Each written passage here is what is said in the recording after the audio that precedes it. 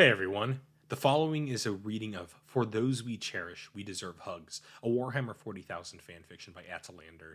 This will hopefully be the start of a new occasional series where I showcase some of my favorite short fanfictions, probably focusing around Warhammer 40k just because it's kind of a booming genre right now, and I am deep in learning all about the lore. After this, though, I do have a video on my favorite albums of 2023, and then after that, we're going to be right back on track with my sumo video and my regular upload schedule, so I'll see you there for those. For Those We Cherish, We Deserve Hugs by Attalander. The Lamenters finally get what they deserve, courtesy of the Salamanders. Pure, self-indulgent fluff.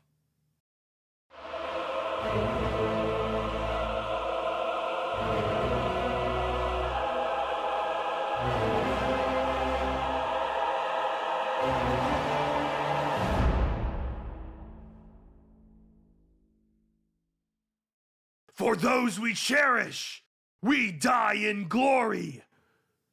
The battle cry rose above the sounds of bolter fire, screams, and the hissing of tyrannids. The Lamenters were surrounded by chitinous horrors, their yellow armor stained with blood and ichor. One battle brother fell, then another, and another. Chapter Master Malakim Foros could feel tears running down his cheeks, watching the men he thought of as sons die, but knowing it was worth it. The civilians had had enough time to evacuate, and for those millions of lives, every one of his 400 men would gladly lay down their own. But it was grim. The Tyranids had them outnumbered, trapped in a narrow valley with monsters pouring down and in from every side.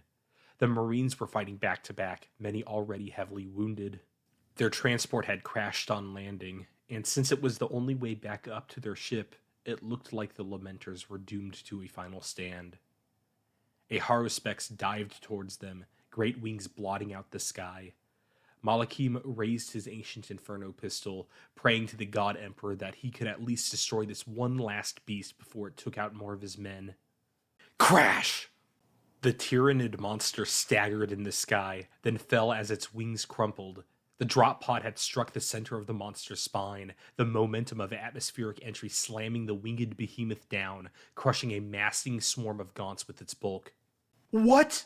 A young Marine beside Malakim gasped, eyes wide beneath his shattered faceplate. Into the fires of battle! A voice cried, amplified by a powerful vox set.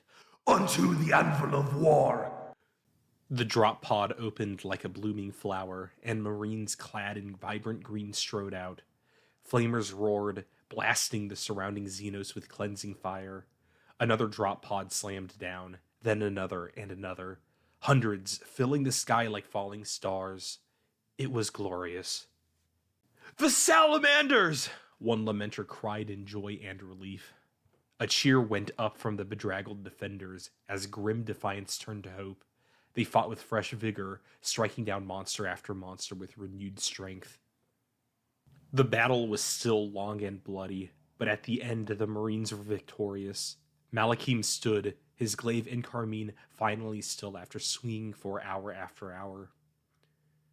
A gigantic Marine in ornate, ancient armor strode across the battlefield, its emerald ceramite patterned with golden flames and bearing a halo of blazing fire. This must be Tushan himself, the chapter master of the Salamanders.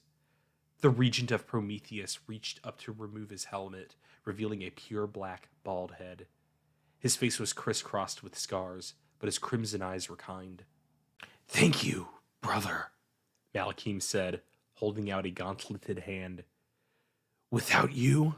No, Tushan said, gripping Malakim's hand, then pulling him into an unexpected hug. Thank you. You saved many lives this day. How rarely had Malakim heard words of true gratitude, let alone from another Marine. His chapter was so used to being betrayed, abandoned, spit upon. Some sharp shard of tension, buried for centuries in Malakim's breast, shattered in that moment. The chapter master broke down, unseemly tears flowing from his eyes. At least they were hidden behind his helmet. But then he heard something pattering against his armor. The lamenter looked up and saw his opposite number was also weeping, open and unashamed. All around them, Marines were holstering weapons, removing helmets, pulling one another into relieved embraces. The Salamanders outnumbered the Lamenters almost 3-1, so many of the yellow-clad Marines were surrounded by comforting arms from all sides. "Why?" Malakim asked, but Tushan silenced him with a pat on his back, a smile through the tears. "All know your valor," the taller Marine said, hugging Malakim even tighter. "And your suffering. This is truly the least we can do for those who have sacrificed so much." Malakim tore off his own helmet, meeting the Salamander's eyes with a look of unspeakable gratitude. He buried his face against that warm, hard ceramite, uncomfortable but somehow comforting. They stayed that way for a long time. The stars twinkled above the now quiet planet, lighting the field with a soft silver glow. The ground was littered with blazing golden bonfires, each surrounded by clusters of Marines. There were jokes and songs and laughter Malakim hadn't heard from his men in decades.